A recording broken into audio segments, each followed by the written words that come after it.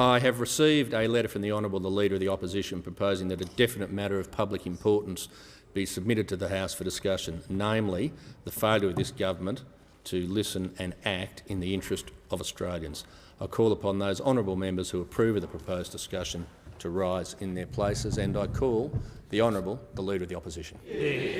Thanks very much, Mr Speaker. Well, after 8 long years, what we've seen over this last fortnight is a tired, stale government that's unravelling before our eyes, disintegrating before our eyes. There are real challenges before this country. The challenge of overcoming the pandemic, the challenge of overcoming the deep recession, insecure work, increased frequency of natural disasters. But what we have from this government is no agenda, no ideas, just occupying the space, the whole obsession about political management, an accountability black hole, a government that doesn't believe that it should have to answer questions either here or in press conferences, a government that will never take responsibility, a Prime Minister who doesn't hold a hose and doesn't call an inquiry. No accountability when it comes to bushfires, when it comes to aged care, not even the reported sexual assault of Brittany Higgins just metres from the Prime Minister's office 2 years ago. We know that ministers knew. We know that members of his staff knew. We know that people in the parliamentary system knew. But what did we get from this Prime Minister? That he didn't know until the Monday in which the report became public, even though over that weekend, his office was dealing with the media inquiries from news.com.au and the project. The idea that this Prime Minister, who is an ultimate control freak, would not know what was going on over that weekend as his office were preparing responses is, quite frankly, just absurd. And then we know also that with regard to the Attorney-General, that when documentation was given to him, he didn't even bother to read the complaint. And then, when we asked about his office's involvement, he set up a review by his former Chief of Staff into what his current staff knew over that 2-year period, the Gaetjens review. And then he misled Parliament about it. When we asked clear questions, he said that he hadn't received any update. But he had. On the 9th of March, he received the update that it had been suspended. A complete untruth, a complete deliberate mislead before this Parliament. But this Prime Minister had contempt for it.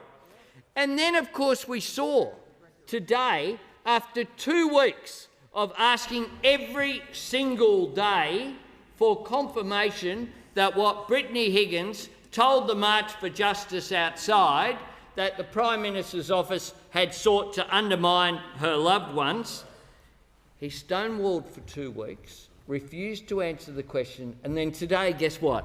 Announced another review. This is about his own office. Why doesn't he just ask them? He's the Prime Minister of Australia, and he can't ask his own Chief of Staff and his own office staff what is going on. And then we know around the Eric Abetz alleged comments that he hasn't spoken to Eric Abetz. Don't ask, don't tell. The Network 10 revelations. Oh, he doesn't know anything at all. Be inappropriate. It's on the TV. It's being discussed around the country. That's how we know about it. And yet, no answers from this government. And then, of course, what we have is the idea that he's going to move aside the Attorney-General without any inquiry, in spite of the fact that he's going to use the advice from the Solicitor-General about whether, because he's taking legal action that's inappropriate and he should shift to another portfolio, but he won't ask the Solicitor General whether he's a fit and proper person to continue in the role. Just absurd. Just absurd. And then you get down to the reshuffle. You know, we know they've lost a lot of senior people over the last few years. But when you have to have Senator Cash as Attorney General,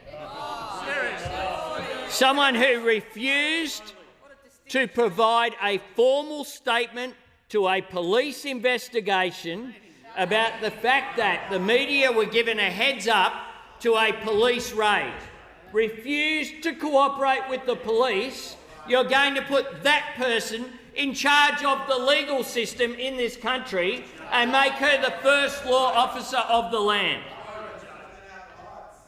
But if that's not bad enough, you're going to move the Minister for Government Services to Home Affairs. This is the bloke who lost his ministerial job because when he was Assistant Minister for Defence, he went to China on a privately funded business trip where the Chinese government thought he was representing the government, like he was the Assistant Defence Minister, for a business deal that he had a pecuniary interest in, and you're going to put him in charge of national security. You couldn't make this up. This Prime Minister is an empathy vacuum. He wouldn't attend the March for Justice, and in the train wreck of an interview where someone from Sky dared to ask a question, he had the temerity to demand that women stand with him. Stand with him, rather than him standing with them. This is a Prime Minister who has an ear of tin, a heart of stone and a wall of concrete to shield him from the concerns of his fellow Australians. An angry man who's mastered the rare art of clenching a glass jaw. That's what this bloke's done. When this Prime Minister leaves office, Australians will ask themselves, what was the point of the government? Was it nothing but smirk and mirrors? What's the big agenda? What's the productivity agenda, the social policy agenda?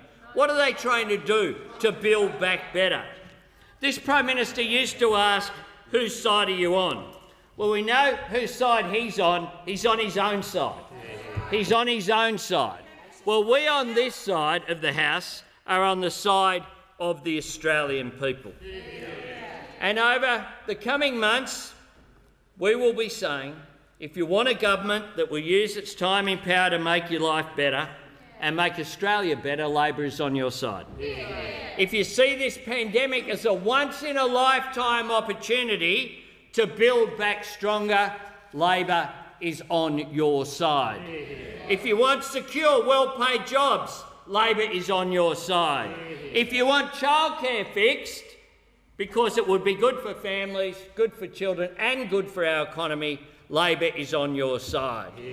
If you want to embrace Australia's future as a renewable energy superpower, Labor is on your side.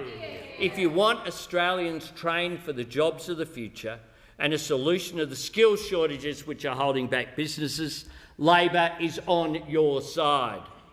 If you understand the aspiration means wanting your children to have a better life than you had, Labor is on your side.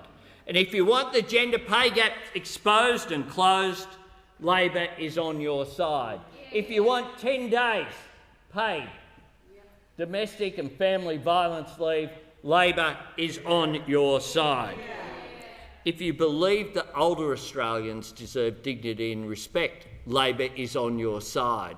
If you want a future made in Australia, Labor is on your side. If you want the security of a superannuation system, Labor is on your side.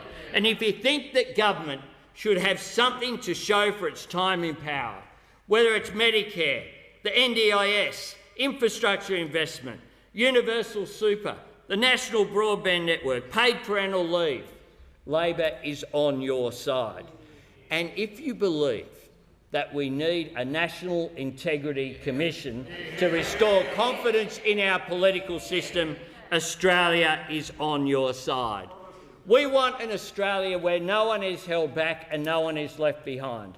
An Australia that's inclusive, an Australia that's strong, an Australia that looks to the future with confidence, doesn't just seek to manage the 24-hour media cycle.